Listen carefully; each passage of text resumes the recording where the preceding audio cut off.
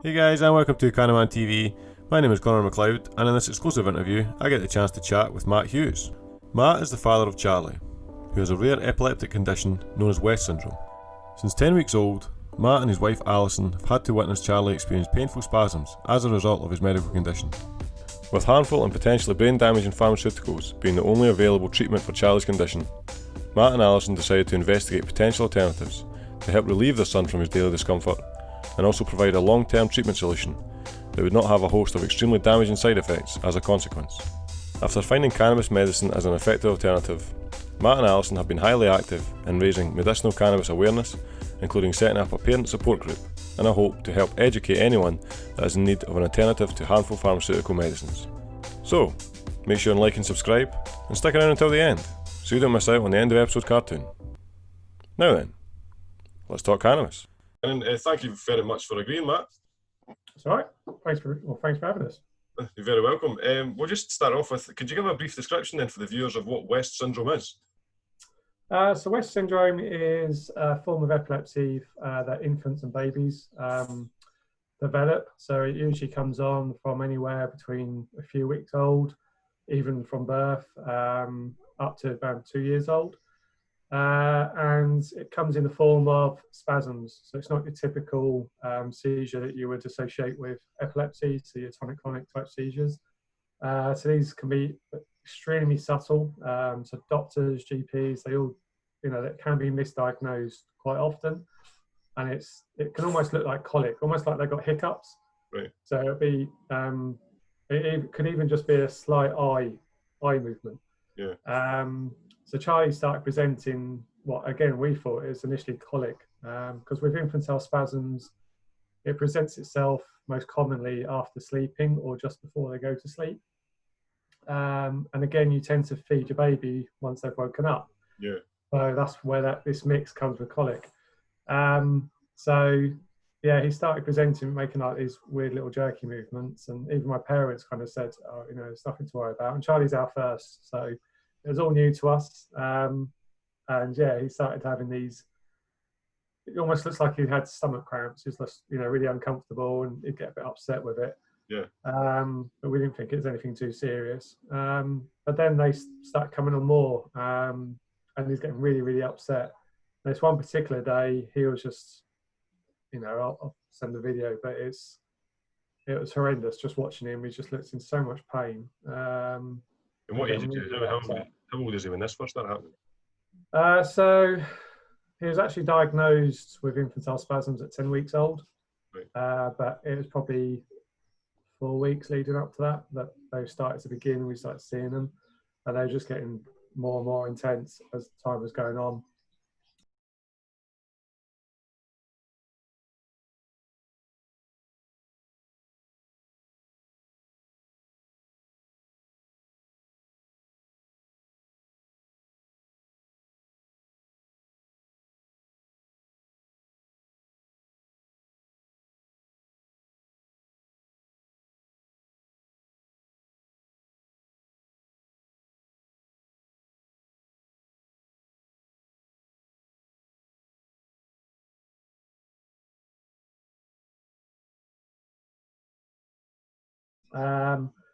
So yeah, we initially saw the GP. I took a video. We had gone to the A&E department, and they basically said it sounds like colic. We didn't have any videos or anything like that, so they checked him over and said his vitals were fine, and he didn't have any spasms then. And yeah, so they took, go home and take some fatty stomach stuff for kids. And then the next day, yeah, we took some videos, phoned up our GP, got an emergency appointment, showed him the videos, and took Charlie with me. Done a couple of tests on Charlie. Then asked me to leave the room, phoned up the hospital, and then basically turned around and said, "Get him straight up there. I'm not quite sure what this is. Never seen it before, but there's something not right." So yeah, and then by the time we got to the hospital, he was having cluster upon cluster, and yeah, is not breathing whilst the spasms were happening. His whole body, so spasms come in clusters, so they literally he'll fold into.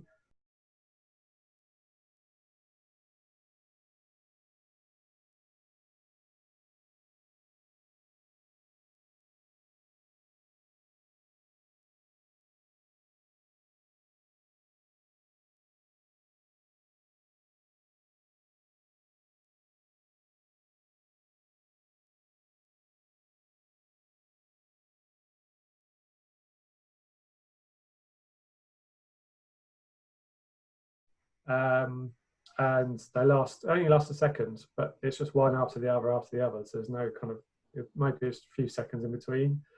And then you can have anything up to 40 spasms or more in one cluster. And then it could be a couple of hours and you'd have another cluster. And but the thing with infantile spasms is it's catastrophic to the brain, because obviously this is a newborn baby. The brain goes through many, many changes as you go, as you get older. So that time of life, the brain is it's critical that the brain is left, is healthy, and you get these seizures under control.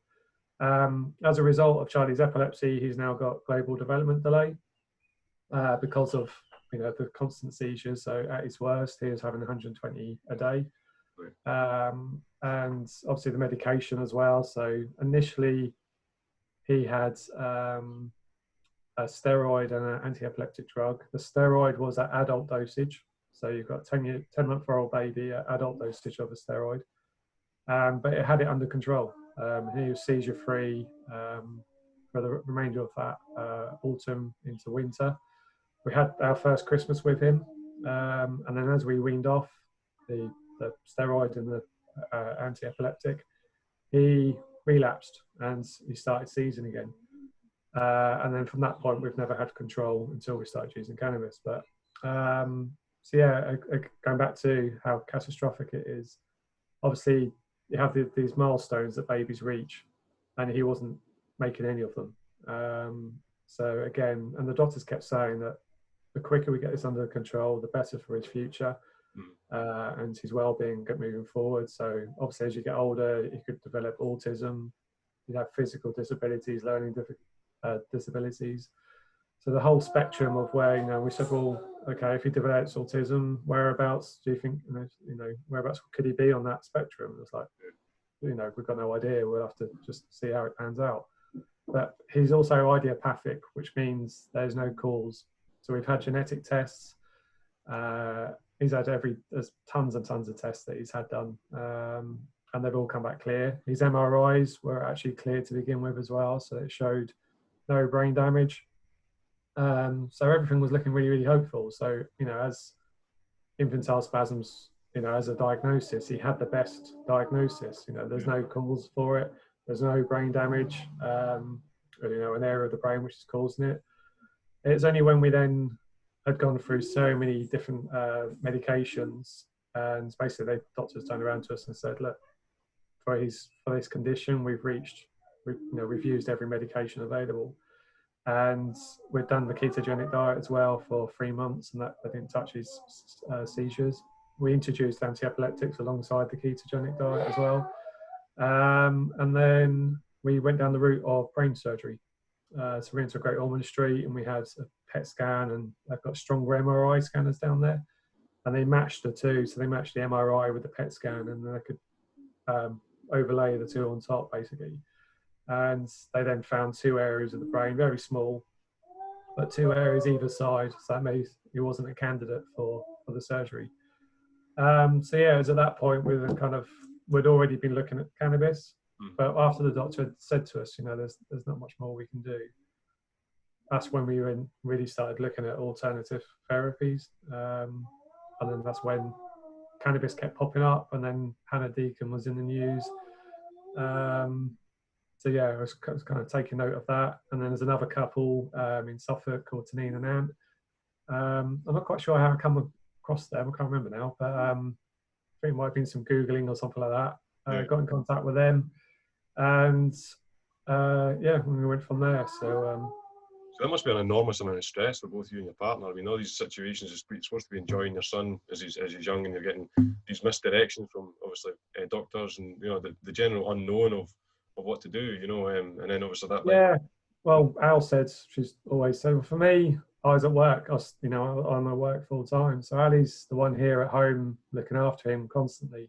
Yeah. And I'd get phone calls at work when she'd go to a nursery group, and she'll take Charlie with her, and he'd just sit there and not interact and not do anything. He wasn't recognising any of the toys or interacting with them, and he'd just lay there and more or less just staring into the stars.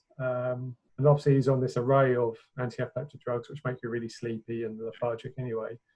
And then other parents would then begin to kind of look, or they won't interact with you because they can obviously see the child's not kind of with it. And then the nursery or the staff would come over and say, oh, would you like to play with this toy? And he's just not interacting, he's not doing anything. So Ali would walk away from them just absolutely distraught and upset. And, you know, she always says that's the worst year of her life.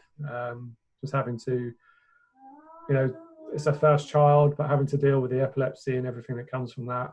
Yeah. And also no support. At that point, you know, Charlie was the only child in Norfolk, in this county, with infantile spasms. So she had no one to turn to. And we weren't aware of any support groups out on the internet at that point. And friends couldn't really help, even family struggled to kind of help. So she really was on her own. And obviously I can help her when I'm back from work, but she really was, you know, for Ali, that was a seriously tough year. So after you'd reached that point of wanting to start independent research, did you then actively contact Hannah Deacon, or did you just kind of figure out? Yeah, so I'd contacted Hannah. I think I Facebook messaged her, and then we had a conversation. I just kind of asked, and again with Tanine and Anne, and I think Tanine, they were going to Holland. So we started asking questions. Okay, well, how do you go to Holland? Where do you go? How do you get an appointment? Yeah. And then Hannah was obviously on TV as well. So we're seeing her, what she was doing with the NHS, etc. And then it's via email, Hannah was mentioning End Our Pain, and that she's starting a new campaign group, etc.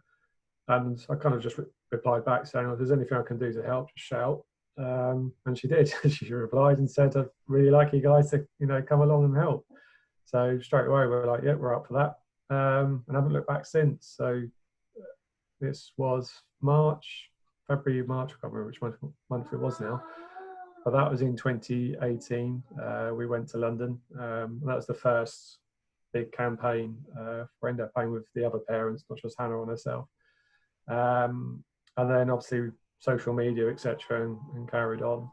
And then again earlier this year, we all went back again and lobbied the government, MPs, etc.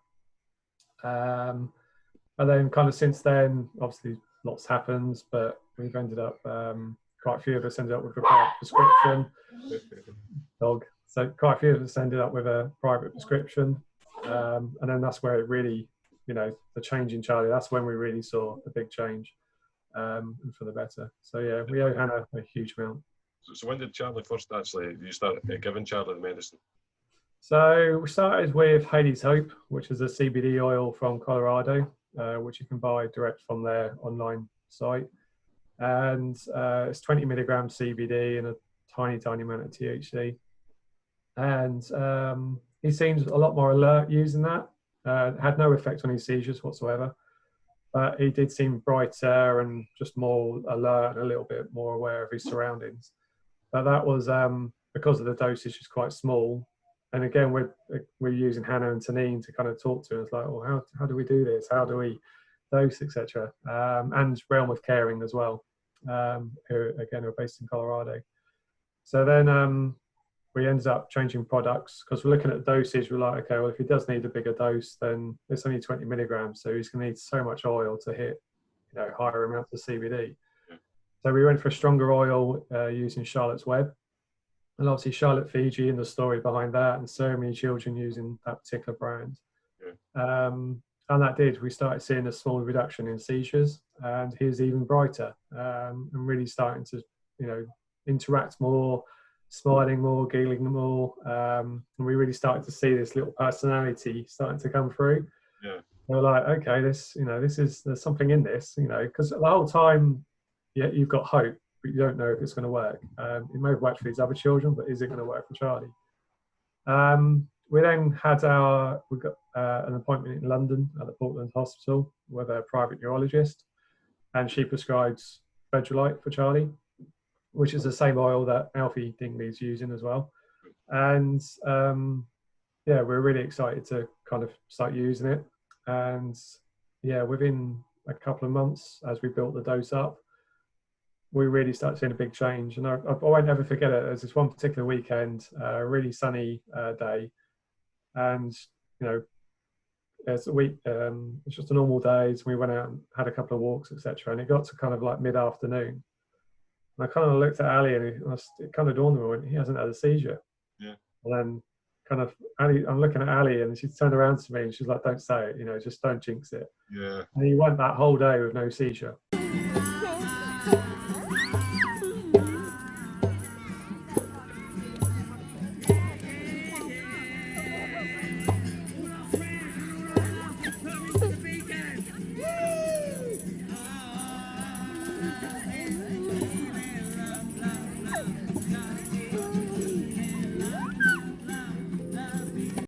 And that was the day after we'd increased his dose. So we were around 180 milligrams at that point.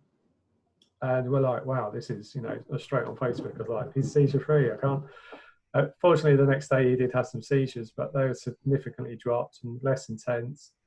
But the real massive difference was his development, and this personality just shone through. Yeah. So, we'd spent best part of a year and a half with this little baby not able to communicate in any way, just not with it at all. And obviously the side effects of all the anti-epileptics, etc. Yeah, of course. But then obviously, this personality, it's almost like seeing your baby for the first time again, if that makes any sense. 100%. That's a really special moment. And he's done, he's not 100% seizure free, but he's maintained around 80 to 85% reduction in seizures for over a year now. So yeah, that's we're really happy with that, and we're hoping as more products become available in the UK, that we'll find another oil potentially that a mix of two, or some sort of strain swap, which will be that key to really helping him and reduce him a little bit more, or even getting him seizure free. So at this moment in time, obviously I'm assuming it's extremely expensive to acquire this oil. Yeah, so initially when we first started using the oil, our first initial quote was £500 a bottle. So in Holland, it's Bedrolite is about £160 a bottle if you bought it direct from the pharmacy. And with all the on costs through the private pharmacy, etc., they've whacked on an extra load of money, which just wasn't sustainable for anyone. We're all, as soon as we got that price, we're just like, this is mad. We're never going to be able to afford this. We then reached out to other. So people can get a rough idea. How long would it take Charlie to go through a bottle? So in his current dose, it's 4 days. 4 days to go so through. Back then, so back then it lasted a little bit longer because obviously it was a lower dose. But on his current dose, it's 4 days. So that was an insane amount of money. But we reached out to, and this is parents having to do this. We're reaching out to pharmacies and different importers. So Lisa up in Scotland, she reached out to a particular importer. I think she'd done an article in a paper, and the importer reached out to her and he said, look, we'll do it at cost price for you, no different to you going to Holland. So we did get our first prescription from Portland, but the second prescription, we used our UK prescription and went to Holland direct to the pharmacy, and we bought 3 months worth, and then brought them back obviously into the UK illegally. So that saw us through that period of time, and saved us a huge amount of money. And then after that, once we'd arranged imports for other UK importers and through the legal route, the price was a lot cheaper. So there's 2 UK importers at the moment that are both doing it at cost price. So there's no difference to us going to the pharmacy ourselves. But Bedrolite is still slightly more expensive than other oils now available. But back then, that choice wasn't about it's Bedrolite or the black market essentially. Yeah, no, I completely understand. It's really frustrating to hear that.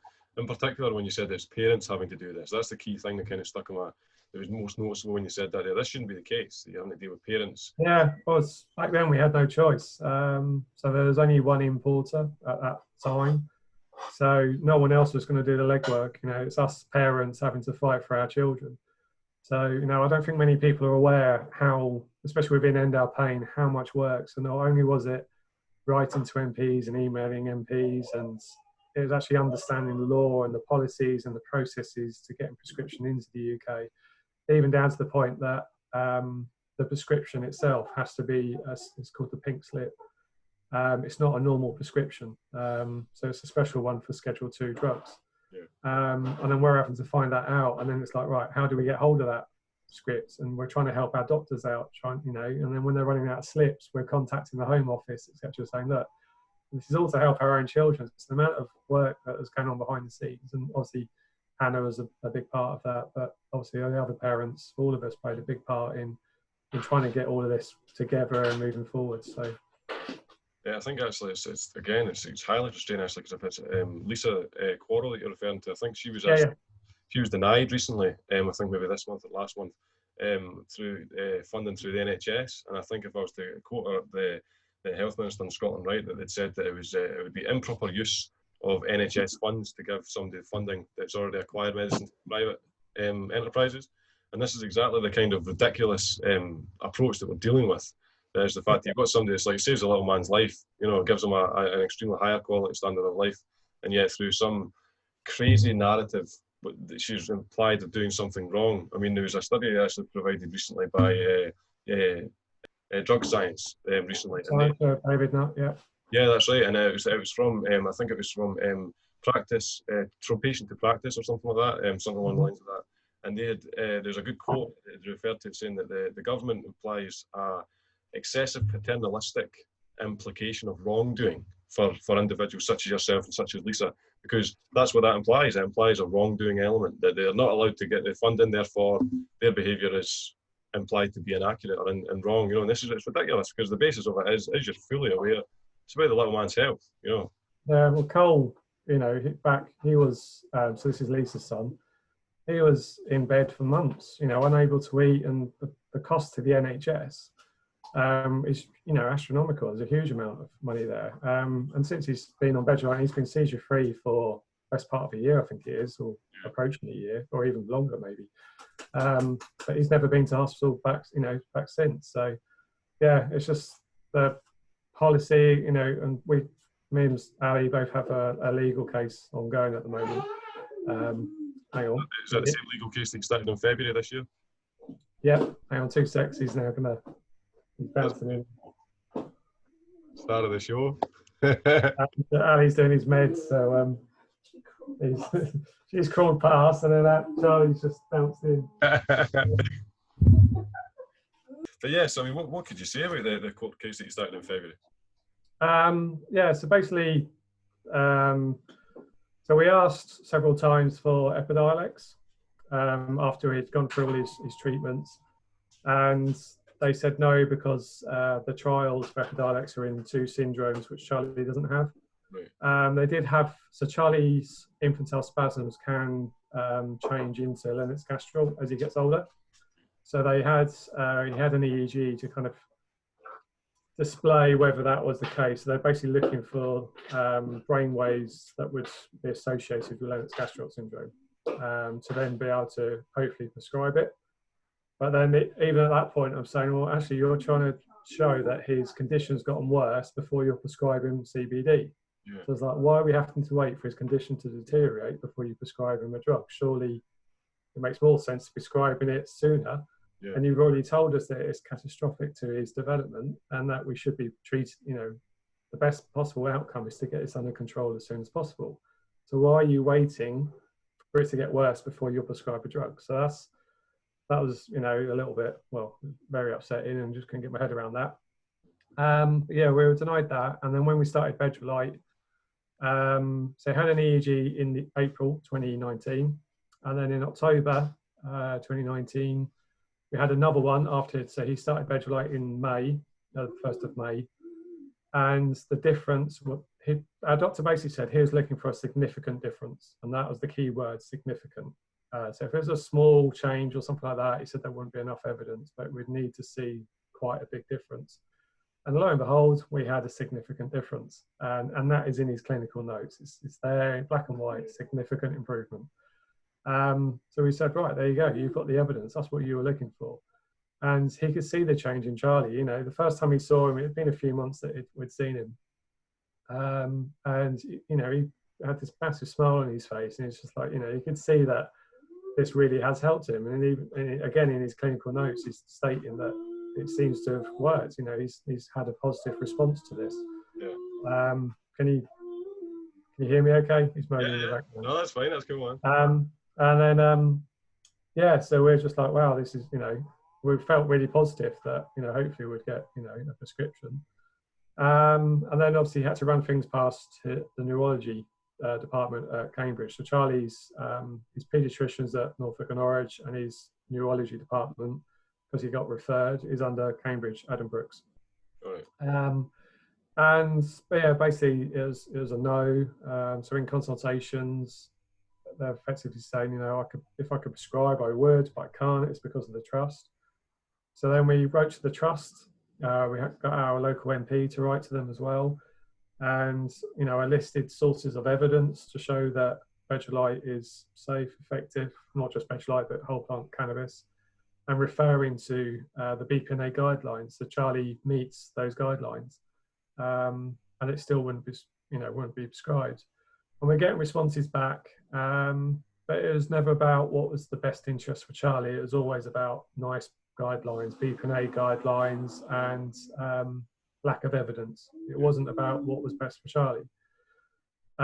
So Hannah had started speaking with lawyers, and myself and my wife have got some good friends, and one of them works in the legal system, and she put us onto a QC, and then it turns out that QC was already working with Hannah, so it's just coincidence that we kind of met in the middle. So yeah, we then started working with him, and then there's a team of other lawyers, etc. So it's like a collaboration of quite a big group of lawyers, and it's basically just the ultimate aim is to, the ultimate decision not to prescribe, the clinical decision, cannot be overruled in a court. So that's a professional opinion, and a judge cannot say that's wrong or right. That's down to the clinician. Mm. The point of the challenge is to how have you reached that decision? Is it lawful in the way that you've reached that decision? So from our perspective, and I can't go into too much details, but it's clear, it's obvious across the whole of the NHS that it's a blanket ban. So why is it a blanket ban when it should be individual? We've got clinical evidence to show it works for Charlie, and there's many other children that out there with, arguably better evidence that it's helped them than for Charlie. So why is it they're not being prescribed this? It's an individual. It's not like, one doctor said to us that they're worried about the doors opening and these floodgates opening, and that's just not the case. A lot of these syndromes are very rare. And many of the children, so with infantile spasms, for example, there's 300 children in the UK born yearly with that condition, and 70% of them are treated with normal anti-epileptic drugs. There's only a very small percentage, 30%.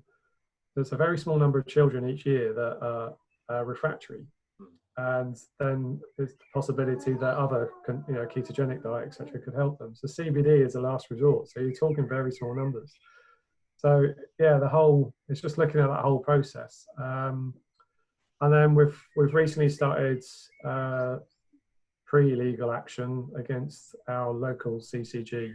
So NICE guidelines and the NHS review both stated that parents like us should start looking at shared care plans. So our private neurologists working alongside our GP. So we spoke with our GP and they were totally on board and said, benefits Charlie, he's doing really well. We're fine. Yep, let's do this. Spoke with his private neurologist and they're absolutely fine with it as well.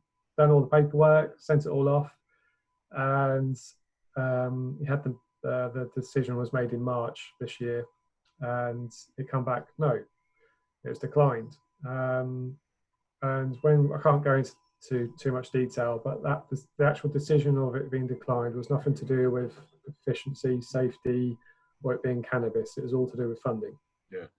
So again, and that actually raised from our other judicial review, that raised even more questions because we have evidence come back from them regarding certain bits which they were claiming they couldn't be doing in the CCG. Yeah. But then we're actually going in a massive loop and it's blocks at every direction, but even the lawyers are saying this makes no sense. It's impossible to get hold of.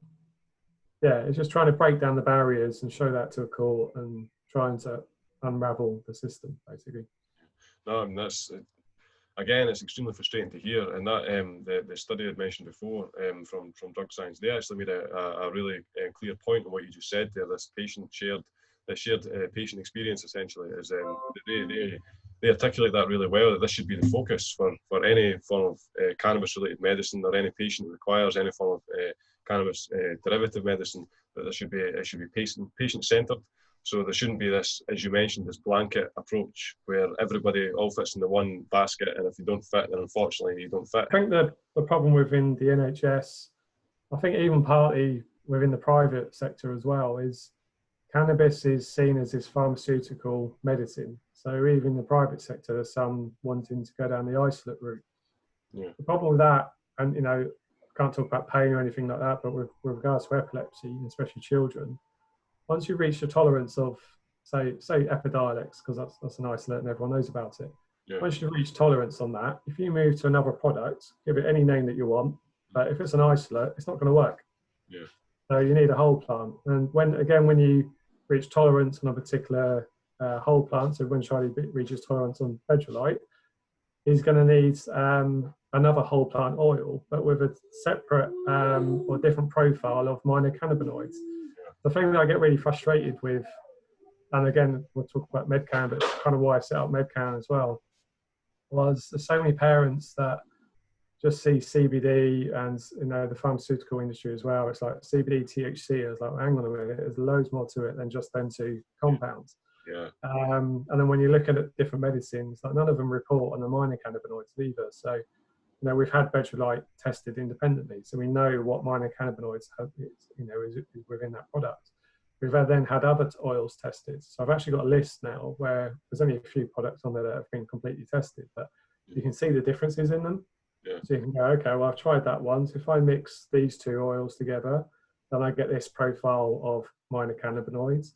Or this one didn't work for my child. Well, you can look at the profile again, and then maybe, and again, this is where terpenes come into it as well. No one tested on terpenes. Yeah. I think in the UK, we've still got a massive way to go in opening up and being a lot more transparent about, because everyone's really secretive about where the product comes from, what they're using. I think we need to be, it really helps patients from a patient's perspective. I know business don't want to do that, and it's about making money. Yeah. But this is why I set up Medcan. It's about patients and what's best for them. Because ultimately, if you're going to go down the isolate roads, especially within the NHS, etc., cannabis is never really going to work. It's not going to be that effective. Yeah. And they need to be looking at cannabis as a plant, not a pharmaceutical drug.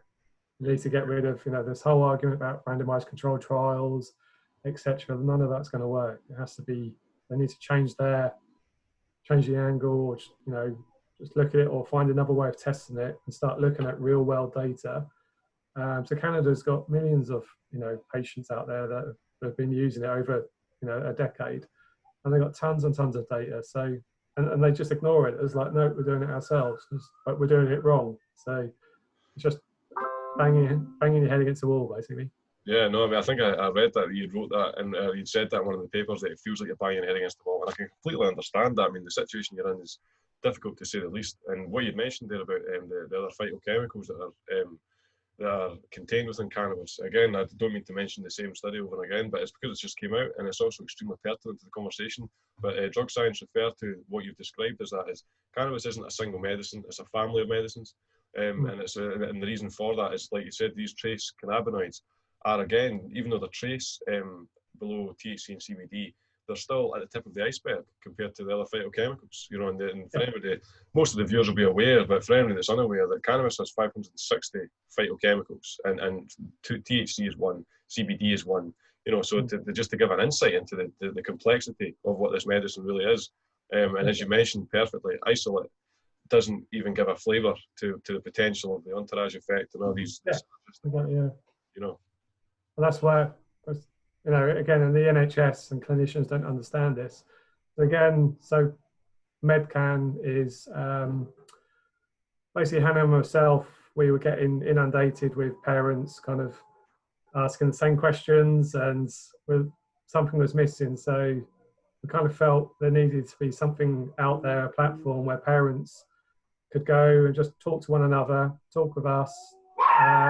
But then the idea, the dog, The idea of getting clinicians, so we've got people like Dr. Bonnie Goldstein. She's coming to do a talk in the next couple of weeks.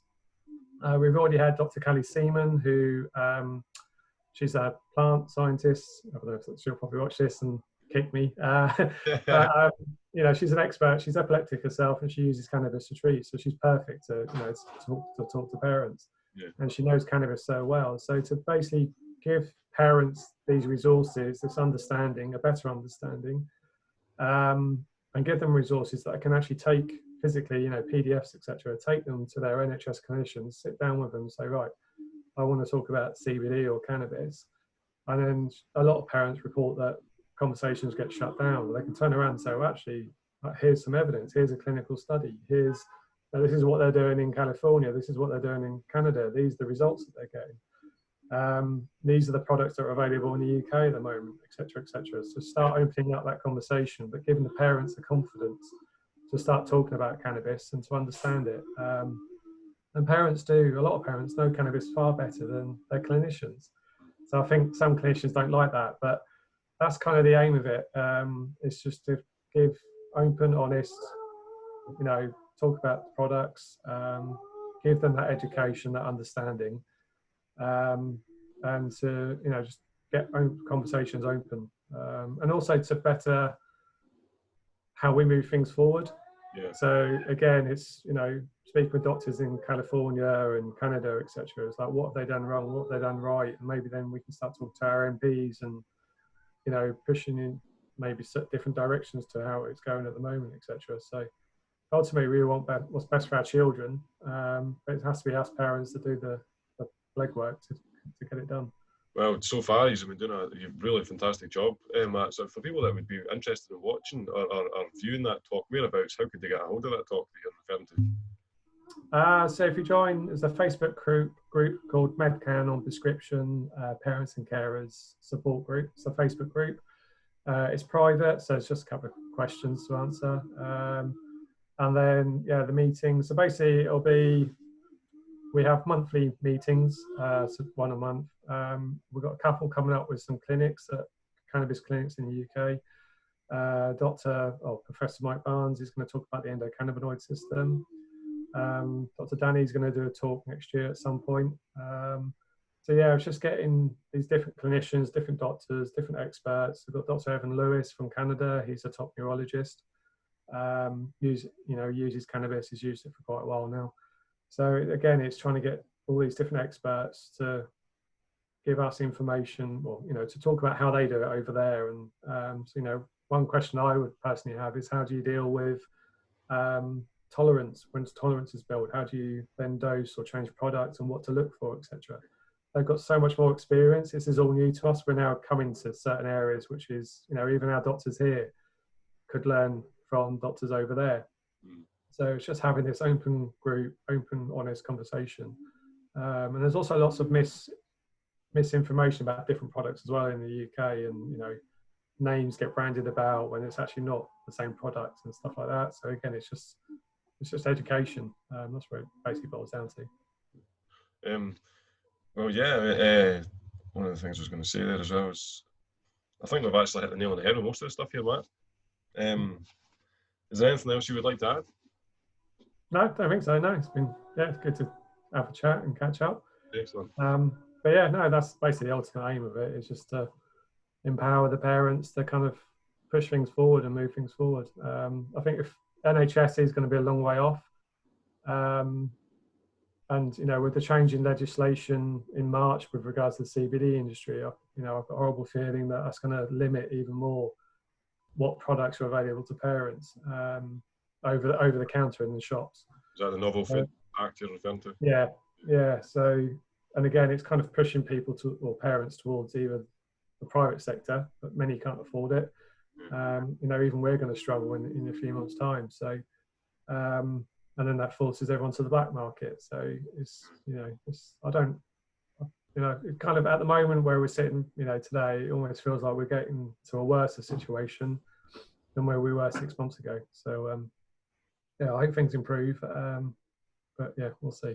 Certainly will, if you just keep pushing forward. Individuals like yourselves, groups like you've created with Med Cannabis Prescription, the work Hannah Deacon's doing, and and people like Karen Gray and stuff like that, they're all helping individually. Each one of you are pushing towards this, because the reality is it's actually quite a sad reality that it is the parents and it's small families that are the spearheading this incident. It almost highlights the kind of the ludicrous hypocrisy that's going on. That it's a family situation. This is a family movement that's going on, so we can get medicine for our children, and yet this shouldn't even be happening. Really, this is ridiculous.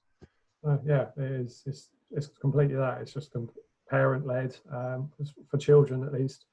Obviously, you've got the grow your own and the adult sector as well, which is, again, it is actually a lot bigger than children. It's only 1% of refractory epilepsy children make up the cannabis industry, which is tiny. But because we're a small group, we have to have a big voice to get our voices heard. So.